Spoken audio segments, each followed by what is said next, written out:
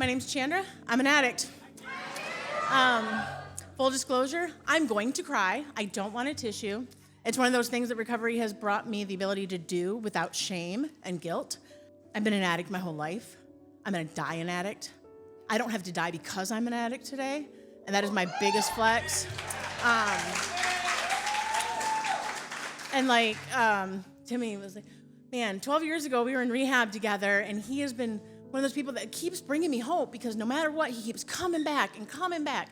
And as long as you're not dead, you can keep coming back, and there's a chance to find the hope of recovery. And, that's what I'm going to talk about. That being said, I remember going to my first speaker meeting. I was in the psych ward because I made it here by way of suicide attempt. It is not my first rodeo with not using. My first time I stopped using was 21. And I didn't really do much about it. I just was like, there was a lot of stuff that led up to that point of me using, but it's not like detrimental because we all have a story, and like, even if I don't know you, I know you, because a lot of it's the same feelings that are behind all of what we did and what I did.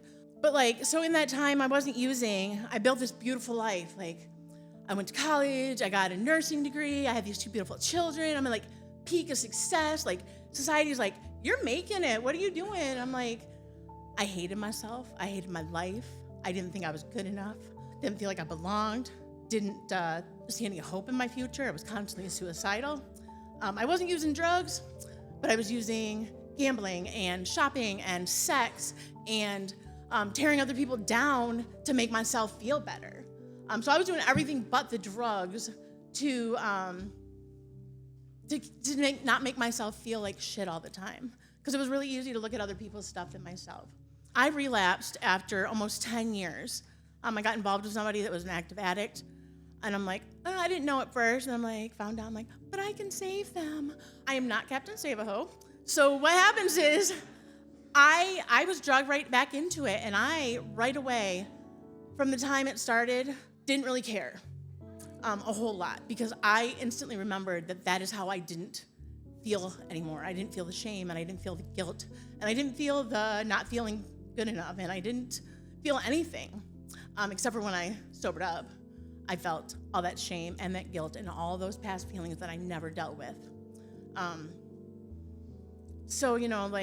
was out in relapse, and I had a very specific drug of choice my first time around. It was really popular in the late 80s, early 90s. Not as much now because it's considered expensive. And I had tried some other ones, but that was my love, and that's where I started again. People are like, you relapsed on alcohol? I'm like, no, I relapsed on crack. So it's I had a lot of yets though. I hadn't done IV drugs. I hadn't done jail. I haven't done selling myself or any of that stuff. And let me tell you that the 4 years in relapse, I have only one yet, and I have not been to jail, and I have no idea why. Because, I had been using for, 9 months or so, and the hospital was like, hey, we noticed some problems. And I'm super depressed, got to go to outpatient psych. And I did that. And because I have a history of going to therapy and I'm a nurse, I knew some stuff. And I'm not to brag, but school was one of those things that was easy for me. Don't ask me lefty, righty, lefty, whatever. But school and that stuff was easy. And I can remember that stuff. Not photographic memory, but it was easy for me to lie through that. And no one suspected. Well, maybe some people suspected, I don't know. But I kept using, and then I got caught stealing a massive amount of narcotics. And they're like, well, you're looking at a lot of prison time, or you can go to this program. And it's specifically for people in the medical field. It's called Healthcare Professional Recovery Program. You can save your license, you can stay out of jail, all these things. I'm like, I'll do it.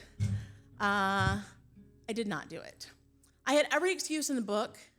I did the outpatient, but and then I would be all week, be fine with it, but then I'd get high all weekend.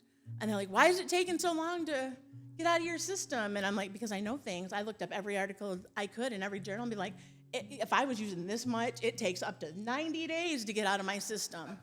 And I was like, I can bullshit. So, and I was proud of that. But I still wasn't ready to stop using. At that point, it was just like one drug, and then like I had started using a different drug, and then all of a sudden there was another drug, and I had all these things that I kept doing that I said I would never do. So I'd never use a needle. I said I'd never freaking degrade myself. I said I would never leave my family. I would never do any of this stuff, and I did. And that still wasn't enough. The pain was not great enough. There were times like I wanted to stop so bad. I'm like, I'm gonna wake up tomorrow and I'm not doing it. And then I'd wake up and like within hours, I'm going and using again. It was so bad. Like I just remember it not even being like fun. And it wasn't even hiding my feelings anymore. Because even when I'm using, I'm full of shame and guilt and self-hatred. And for me, that led to just using more. It was like this vicious cycle. One thing I'm really grateful for that also I used really early in recovery as a resentment was my parents stepped in and took my children. Had they not, the state would have eventually at one point. But I had a lot of resentments against them and the whole world, like my childhood. And I had never dealt with those. I was physically there sometimes, but mostly not. I was never psychologically there. I was never showing up for games that I said I would show up for. My rock bottom was I had been using for days, and I fell asleep at the wheel. And this is the first time my parents are ever hearing this. So in their car, by the way. And I rear-ended somebody in front of the detox, that's now the detox. And I didn't be like, oh, I've just been high for this long, and my son who's in the back seat and is 7 at this point could have been hurt, and I'm in front of the detox. I'm not like, oh, my higher power is like, get your shit together. No, my addict self was like, you are the worst piece of shit ever. You're nothing but a junkie. You're never gonna get better. The whole world would be better without you. So suicide was my answer. Luckily, I didn't succeed. I didn't feel like it was luckily for a long time. I had every intention of getting out of the hospital and the psych unit and going and dying again. I was not gonna stop using. I didn't, and it was like, this is like, I didn't want to stop using, but I wanted to be free of all the consequences that came along with it. The losing my family, not having a job, and not having money, and not having a car, and not feeling good about myself. But I didn't want to stop using because I didn't want to deal with all these feelings. So, yeah, psych unit, they took me to a meeting, and it was Narcotics Anonymous, which is where I find home, and it's where my 12-step program is, and it's kept me clean. And I heard somebody coming up here talking about their story, and I'm like, man, there's no way I can believe what she's saying. She looks like she's got it all together, and then she starts telling my story, the same thing, same drug I used, same city I was living in when I started using, same things I did, the same feelings I had, and I didn't understand that other people felt the way I felt. That was my first spark of hope. I ended up going to rehab down at 1016, where I met Timmy. That was so I didn't make it to rehab so my clean date is May 1st, 2013. I made it to 1016, and he made it there 3 days after I did. And man, I love this kid, and he's still a kid to me. But I hated it. I still had every intention of getting high, but I'm like, if I can get my shit together, I can maybe go back to my parents. Maybe I can do this. Maybe I can do that. But I had no hope that I could get clean because I didn't believe I had the strength or the desire at that point. Like I had some desire, but not like we have the willingness, right? I know what to do, but I'm not going to do it because it's still too scary. And then like things had gotten better, and my parents were like, "You can come home after rehab." And then they had a house fire. They're like, "Oh, you can't come home after rehab," and that was simultaneously the worst and the best thing that ever could have happened for me. I ended up in sober living, in a place that I had no idea anyone except for the recovery community, and they took me in. People would come and take me to meetings from the tea house, which is, I don't know, it's like a 10-minute drive outside of Midland. And they take me out afterwards, and I got a sponsor, and I did all the things they told me to do. And despite all that, like, these little increments started coming, and there was a day that I woke up and I didn't want to get high, and I was shocked. I'm like, oh, that's weird. And then there was like a whole day, and then a week, and that desire slowly went away. But I kept doing the other things they suggested. I was going to therapy, and I was dealing with that trauma, which is the first thing I did when I got clean this time. And they started doing all the things they told me to do. And the first time I'm like, I want to do all the things, but don't tell me what to do. Like, don't tell me what to do, but I'm going to do them, but don't tell me. Because I was still so full of anger. And then I came back to Traverse City in August of that year, not knowing anyone. And somebody picked me up and took me to this camp out at Ranch Rudolph. And I found my community there, like Traverse City community. And I'd still in me, I was like, there's people don't get it. They're not the same as me, but they really were. And like, things at home was rough for me because I had taught my family not to trust me. I had taught my kids that I wasn't going to show up for soccer. I had taught everyone in my life that I was not reliable. So, what my sponsor told me was just like, keep doing the same thing. And this is where I'm going to cry. I remember the day that gave me the most hope in recovery is my son, who had just turned 11, believed I was showing up at his soccer game. Like, he'd been like, whatever, until that point. And he's 23 now, and he is standing right back there against the wall. But that moment,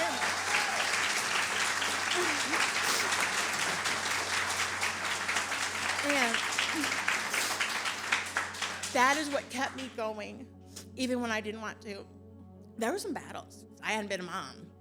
My mom was momming my kids, and I was living there, and it was rough sometimes, and I was still full of resentment till I wasn't anymore because I kept doing the recovery thing. And things got better. I hated working at Sam's Club because, damn it, I'm a nurse. Why am I doing this? But I didn't have a license, and I wasn't messing with it because statute of limitations hadn't run out on my theft, so I wasn't pushing that button. But I hated it, and I learned some humility, though. But I also was learning in this community, people are like, just show up. You don't gotta wanna, but you gotta do it because that's what life's about. You don't gotta wanna. So I kept showing up at jobs, and I did it, and I slowly would change jobs, and I was really proud of myself for keeping a job because I had worked as a nurse for a long time. I'd worked in my earlier jobs for a long time, but man, when I was using, I couldn't keep a job for more than a couple weeks because I'd get paid and be gone, or just not show up or whatever, or stealing from them.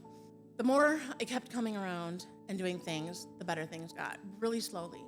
But that's all right. Somebody told me it took you 4 years to walk into that forest that's on fire. It's going to take you 4 years to walk out. I'm like, damn, 4 years, that's a long time. But it really happened sooner than that. There were these incremental things. I decided I wanted to go back into healthcare, and I'm gonna do this, and they gave me a chance, and I'm like, this is how I made money, right? Like, I never went into nursing because I wanted to be a nurse. I went in there because that was how I could make good money with 2 kids. I really didn't like it. So I'm like, what?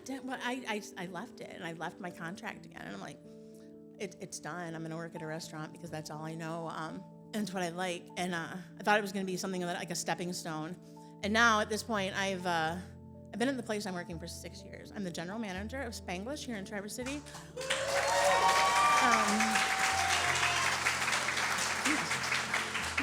We are a recovery-friendly workplace as well, and half of our employees are in recovery.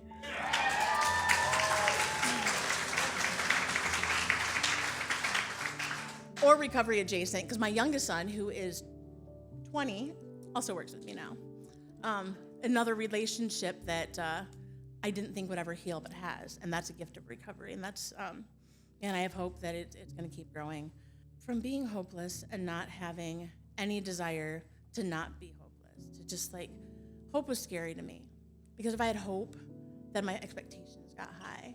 And when things didn't work out, I was hurt. And I really don't like being hurt.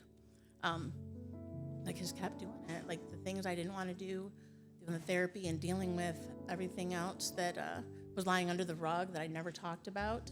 It just got better. Like every day is not great. I've done some really cool things in recovery. I've been able to travel abroad. I've been able to be a friend. I've learned how to be a friend. Learned how that real people exist. There are people out there that want nothing from me but to be my friend and to see me succeed in life.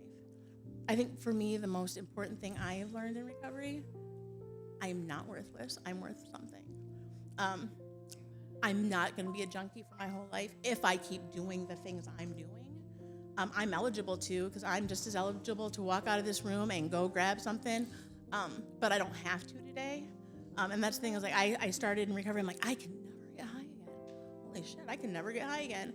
And somewhere along working some step work, I had this realization that it's not that I can't. I can. I just don't want to today because I've been able to build this life that's worth living. I am not the things I have done They do not define me, but they have gotten me to this exact moment in time where I love the person I am today. I have a lot to offer. And these are things I have to say to myself to keep remembering them. Every person in this room, whether you've been to rehab 500 times as your first time around, you've been Narcaned, you've done all the worst things in the world that you think are the worst, they're not. Because we are all redeemable. We can all make it better in our own lives. It's work. I told somebody not too long ago that recovery is the hardest thing I've ever done. That's worse than like giving birth and going to college and raising children, because it is every single day, no matter what, not letting my guard down. I've had some time where I'll go a couple months without going to a meeting, and like my brain just automatically starts going back to that addict behavior. Like, I don't need to go. I've recovered. I've got 12 years clean. Screw that. But then at the same time, I'm like looking at the certain aisle in the grocery store a little bit longer than I ever would. Or I'm like fantasizing, oh, it wasn't that bad. And like, that's with like over a decade clean. That shit keeps coming back. I also have the ability to be a sponsee. That means I still have somebody that mentors me through this. I am never going to stop doing that, because if there's something I don't know, there's people to ask, and that's either my sponsor, that's other people in recovery. I know there's people in this room that'll help me with my electrical, or show up and help me with drywall, or freaking come jump my car. Like, and some of that may seem inane, but like, it's really big. I bought a house. Like, me. And the people that walked me through that were people in recovery that were like, well, go talk to this person, and you can keep doing this. You've got this. Like, and they encouraged me to do it. And I saw their struggles, and they literally held my hand sometimes when I'm crying because I'm not putting these offers in. I'm not getting accepted. Like, it's not right yet. It'll happen.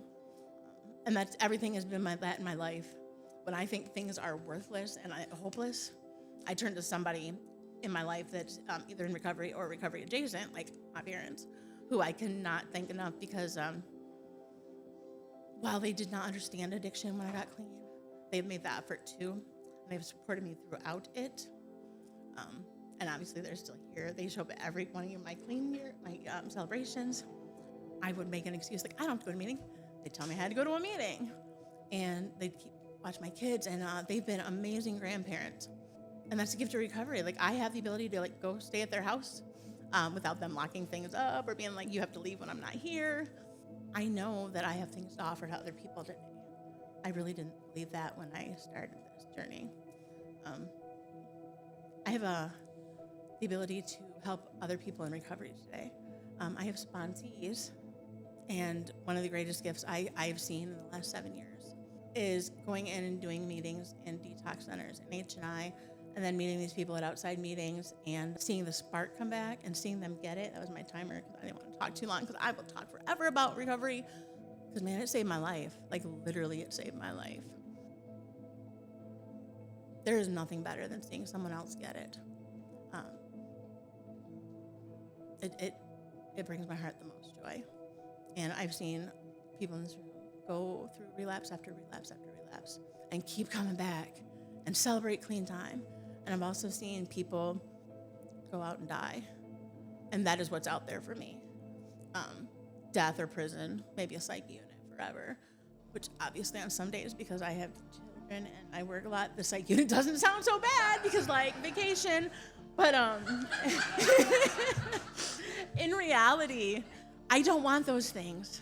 I'm happy with life. I'm not happy every day. I'm pissed off that I need a new roof and I need a new transmission, and maybe my overhead cam is going out and I need a new water heater. But damn, I know where my next meal's coming from. I'm not gonna die of an overdose today. I know people love me, and I know I'm worth something. I have so much more to say, but like, I pray every single day for every addict, any addict, to find recovery. Because, you know, NA, which I'm going to talk about, because like that is my home.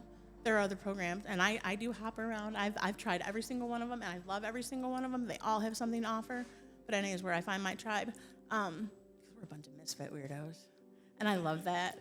Like, I love being weird. I like literally enjoy it. If I was like, you seem so normal. I'm like, that is an insult to me. I don't want to be normal. I want to be me. I don't want you to put me in this box of normalcy.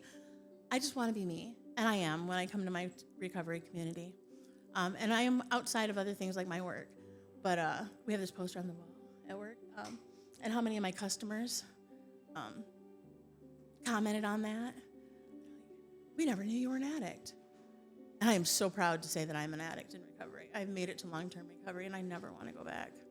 So that is my story of hope. And just keep coming back no matter what. You're worth it. You can do it. You really, really can. And we can't do it alone, though. We need this connection. I said almost a whole lot. Wow. I didn't realize that was my pause word until just this moment. So I want to really thank 217 for being an amazing gift to the community. I didn't know a lot about it the first couple of years they were here, actually probably the first year, until somebody that I work with also does a Sunday morning Dharma meeting, little plug for them, noon Sundays. They do Dharma, great guy. He also is in recovery, and I work with him. He's become one of my very good friends. There's not a lot of organizations that try to break the stigma. A lot of them will be like, go to rehab and do these things, but they're not out in the community taking people to rehab from detox or working the streets and doing all the stuff that that we're really blessed to have in this area. So that being said, thank you very much for letting me share.